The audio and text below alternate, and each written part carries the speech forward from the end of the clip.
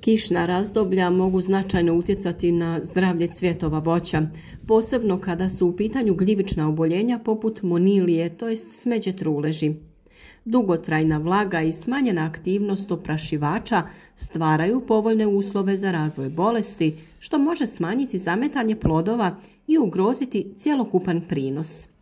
Korištenje prirodnih preparata može pomoći u prevenciji i suzbijanju ovih problema na ekološki prihvatljiv način. U današnjem videu ćemo vam dati upute kako se preventivno pobrinuti za voćke i zaštititi ih od oboljenja, te objasniti koje sve preparate možete sami napraviti kako bi one bile zdrave i plodonosne. Iako kiša u ovo vrijeme ima svoje prednosti, postoje i nedostaci koji mogu napraviti veliku štetu na nasadima. Pozitivni utjecaji kiše su održavanje vlažnosti tla. Umjerene kiše mogu poboljšati dostupnost vode u tlu, što je korisno za dalji razvoj plodova. Prednost je i sprječavanje kasnih mrazeva. Oblaci tokom kišnog vremena mogu smanjiti rizik od naglih padova temperature i smrzavanja cvjetova. Ali ipak mnogo više je nedostataka, pa je vrlo važno znati koji su i kako reagirati u pojedinim situacijama. Kako kiša utječe na cvjetove voća? Dugotrajna kišna razdoblja mogu imati nekoliko negativnih učinaka na cvjetove voća. Prvo je ispiranje polena. Jake kiše mogu sprati polen sa tučkova cvjetova, smanjujući mogućnost oplodnje i formiranja plodova. Smanjena je i aktivnost oprašivača. Pčele i drugi oprašivači izbjegavaju letenje tokom kišnih dana, što dovodi do slabijeg oprašivanja. Sama povećana vlažnost je vrlo štetna. Produženi period vlažnosti na cvjetovima stvara idealne uslove za razvoj gljivičnih oboljenja, poput monilije, pepelnice i sive plijesni. Fizička oštećenja latica su također problem. Jake padavine mogu oštetiti latice cvjetova, što ih čini osjetljivijima na infekcije i ubrzava njihovo propadanje. Širenje gljivičnih infekcija je vjerovatnije u ovim uslovima. Vlažni uslovi naime pogoduju širenju spora gljivica, koje mogu brzo zaraziti cvjetove i plodove u razvoju. Postoje razni prirodni preparati za zaštitu cvjetova i važno je znati koristiti ih pravilno i u pravo vrijeme. Korištenje prirodnih preparata može pomoći u jačanju otpornosti biljaka i sprječavanju razvoja gljivičnih infekcija. Ovi preparati su ekološki prihvatljivi i ne štete korisnim insektima poput pčela. Bakarni i sumporni preparati su oni koje voćari najčešće koriste, ali je vrlo važno da se koriste pravilno i pravovremeno. Bakar i sumpor se tradicionalno koriste u zaštiti biljaka od gljivičnih bolesti.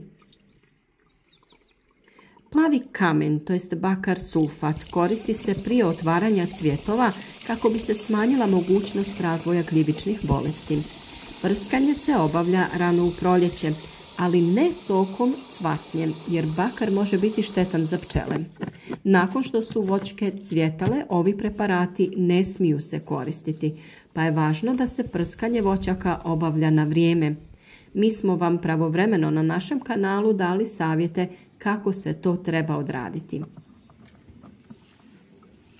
Sumporni preparati koriste se preventivno protiv gljivica, ali ih treba primjenjivati pažljivo kako bi se izbjegle opekotine na biljkama, naročito tokom toplih dana.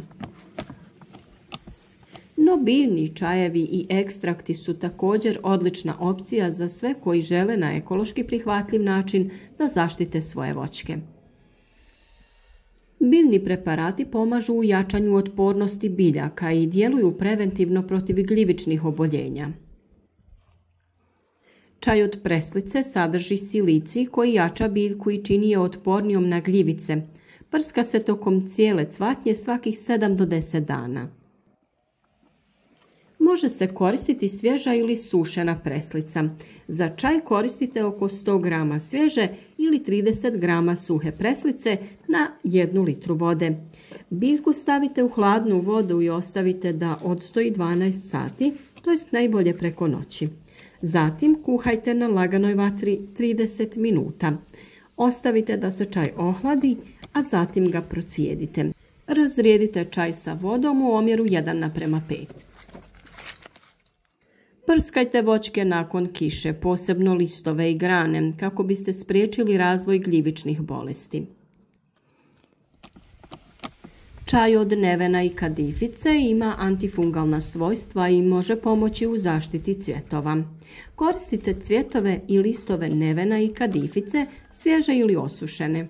Oko 200 g svježeg bilja ili 50 g suhog dodaje se na 1 litru vode. Biljke prelijte vodom i ostavite 24 sata na sobnoj temperaturi. Nakon toga kuhajte na laganoj vatri 30 minuta. Ostavite da se ohladi i procijedite. Razrijedite sa vodom u omjeru 1:3 i koristite za prskanje voćaka nakon kiše. Neven ima antifungalna i antibakterijska svojstva, dok kadifica djeluje repelentno protiv štetnika i sprječava razvoj gljivica. Ovaj preparat se preporučuje koristiti redovno, posebno u vlažnim periodima, kako bi voćke bile otpornije na bolesti. Ekstrakt bijelog luka je prirodni fungicid koji se priprema od usitnjenih češnjeva potopljenih u vodi. Koristi se svakih 5 do 7 dana tokom cvjetanja. 100 g svježeg bijelog luka, oko 2 do 3 glavice i 1 litra vode je sve što vam je potrebno. Sitno isjeckajte ili izmiksajte bijeli luk. Prelijte litrom vode i ostavite da stoji 24 sata. Procijedite smjesu kroz neku gazu te razrijedite sa vodom u omjeru 1:3. Prskajte voćke nakon kiše, posebno listove i grane. Koristite jednom sedmično ili češće u kišnim periodima. Na ovaj način sprječavate razvoj gljivičnih bolesti poput pepelnice i monilije. Djeluje i protiv bakterijskih infekcija. Odbija lisne uši i druge štetnike.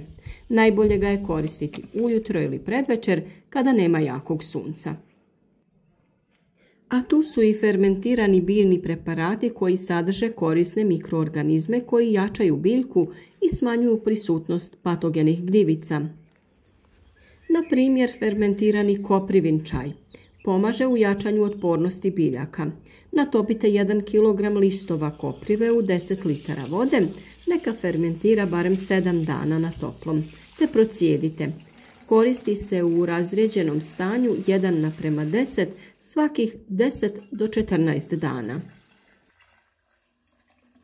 Koristan je i serum od kefira ili surutka. Sadrži korisne bakterije koje sprječavaju razvoj gljivica. Prska se razrijeđeno u omjeru 1:10 svakih 5 do 7 dana tokom vlažnih perioda.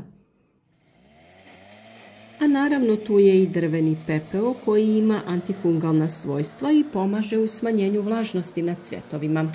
Koristi se tako što se posipa rano ujutro po cvjetovima kako bi se smanjila količina vlage i stvorili nepovoljni uslovi za razvoj gljivica. Primjenjuje se nakon svake jače kiše. Pretpostavljam da će se u ovim situacijama mnogi okrenuti upotrebi fungicida. U slučaju jakih zaraza ili kada prirodni preparati ne daju zadovoljavajuće rezultate, mnogi se okrenu fungicidima. Najčešće se koriste preparati na bazi bakra, sumpora ili biološki fungicidi koji su manje štetni za okoliš. Najbolji rezultati postižu se kada se fungicidi koriste prije nego što se pojave simptomi bolesti, posebno nakon dužih kišnih perioda.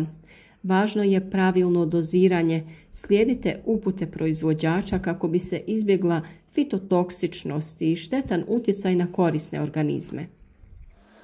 Naravno, kod primjene hemijskih fungicida treba koristiti zaštitnu opremu i poštovati karencu prije berbe plodova. Neka vam ovo svakako bude zadnje rješenje jer svi ovi prirodni preparati daju jako dobre rezultate ukoliko se redovno i pravilno koriste. Kišno vrijeme može uzrokovati značajne probleme s cvjetovima voća, posebno u vidu gljivičnih oboljenja. Korištenjem prirodnih preparata poput čaja od preslice, bijelog luka, fermentiranih rastvora i drvenog pepela moguće je zaštititi biljke na ekološki prihvatljiv način.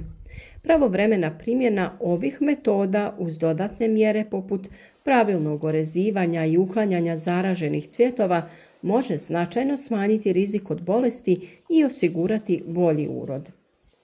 Ako se ipak odlučite za korištenje fungicida, važno je pridržavati se preporučenih doza i zaštitnih mjera kako bi se izbjegla šteta za okoliš i naravno za vaše zdravlje.